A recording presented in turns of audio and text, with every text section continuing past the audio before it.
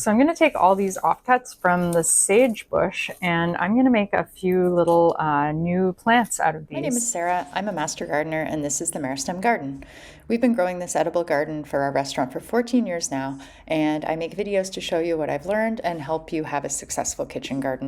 So these are going to go in just these 3-inch pots. I just save these when I get them from a nursery, and I'm just going to fill them with, basically it's like a mix of container soil and some old potting soil. You can use a lot of different types of soil, but you do want to use something that's like a potting mix that's light, not just garden soil. And another important thing is that it's really wet. So any of the chemical reactions that are going to be happening in the plant where they're going to start growing roots are going to need water. So plants need water to grow, they need water to grow roots, they need water to do everything.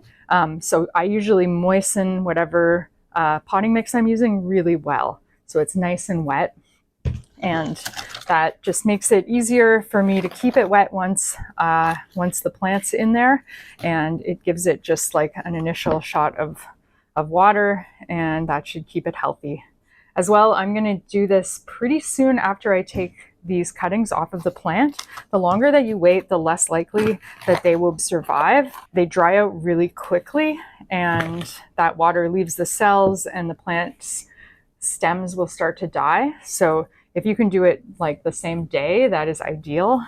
I just went and had lunch, and then I'm in the greenhouse doing this now. I've got these containers filled pretty much to the top, and I'm going to pat them down a little bit so there's not any big air pockets in there. And then I'm just going to use my finger and I'm going to stick a hole right in the middle of them each. And then we're going to prepare the plant. So I want to use a pair of pruners that are pretty sharp, because you want to really slice the plant stems and not crush it.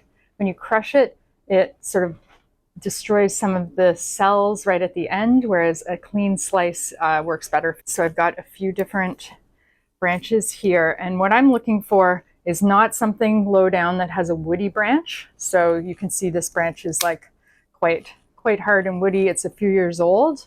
I want something that's up at the top that's nice and soft and bendy.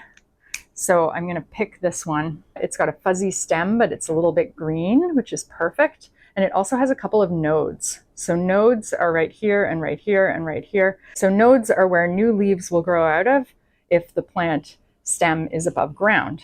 But nodes can also grow roots. So these, if placed underground, will grow roots, which is what we want. You can also sometimes get roots to grow out of just even the stem itself. I'm going to use a little bit of this rooting powder.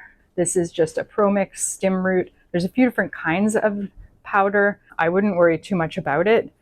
I also wouldn't worry if you don't have any, because this is just totally optional. I do find it works a little bit better. I have a higher success rate when I'm making cuttings, but at the same time I've done it without, and it's totally fine. I've got lots of plant material here, so I can make a couple dozen cuttings, and then even if half of them don't work, whatever, you just can reuse the potting soil and throw out the plant. So I'm just going to put a little bit of this rooting powder into this container. I don't want to dip anything right into the container because I don't want it to get contaminated. And I'm just going to rub this in this container. And I'm just going to make sure that the nodes have some of this rooting powder on them, because that's where I want the new roots to grow. Then I'm going to place this all the way down, and I'm going to firm up the soil around them. And there you go, a new plant. Hopefully it will work. So I'm just going to keep this wet, keep this happy, and yeah, and it should start to grow roots. Sometimes you'll see a few of the leaves will die back, and that's okay. I picked one that didn't have too many leaves on it. You don't want the plant to take too much energy keeping the top alive. You want it to focus on the bottom. So I would even remove a few of the leaves just to make sure that the plant can photosynthesize, so it can still get light through its leaves and send that energy down into the roots that are forming. But at the same time, it's not like overwhelmed by keeping all of these leaves going. And leaves may die back on their own. Like a piece like this probably has too much going on, too many leaves to support it. But what I can do is I can strip this off and just bring it back to where I think it will be able to survive. So I can do that just with my fingernail.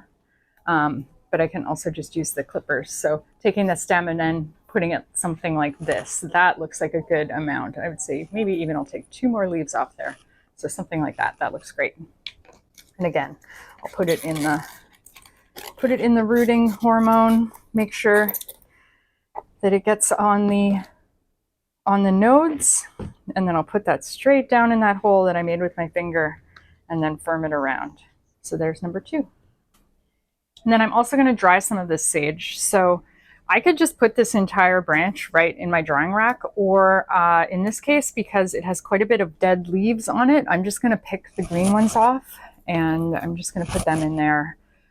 Just the ones that were out over the winter and that died over the winter probably don't have a lot of flavor left, whereas these ones have a ton of flavor because they're nice, beautiful green new leaves. The best time to pick sage for optimum flavor is before it flowers. So anytime between now and sort of midsummer, when you'll see the flower buds start to form. You can still pick it after that, but it will be a little bit less tasty because the plant's concentrating a lot of its energies on those flowers and on producing seeds.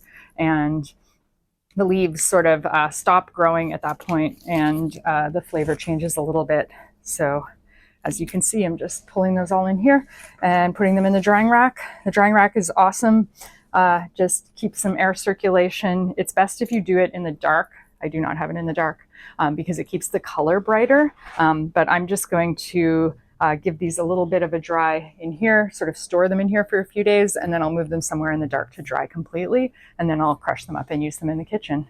And you can do all kinds of things with sage in your kitchen. You can take whole leaves and throw them in a frying pan to fry with meat or with vegetables. You can use them in a herb mix, so you can take them dried and mix them with oregano, mix them with parsley and other herbs to make like an herb de Provence. I've used it in tea mixes even. It has a really interesting kind of like aromatic flavor to it, so you can really like blend it with other plants and make a nice herbal tea.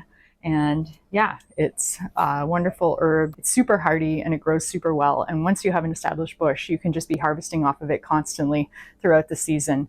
So you can continue to prune and continue to shape the sage. You can go and pick individual leaves if you want, or you can pick whole branches off if you find it's getting crowded or it's growing into the path. It would be difficult to prune it too much if you're just harvesting for whatever you want to use. Really, you could actually cut the entire thing right back down and it would grow again from scratch the next year. So you might not want to do that because you'd miss out on flowers, but it can handle that kind of treatment and bounce back if it has a strong root system to depend on. I love growing herbs. So if you want to see more videos about herb growing, cilantro, basil, wintertime, I'm making a few more. Take a look at my channel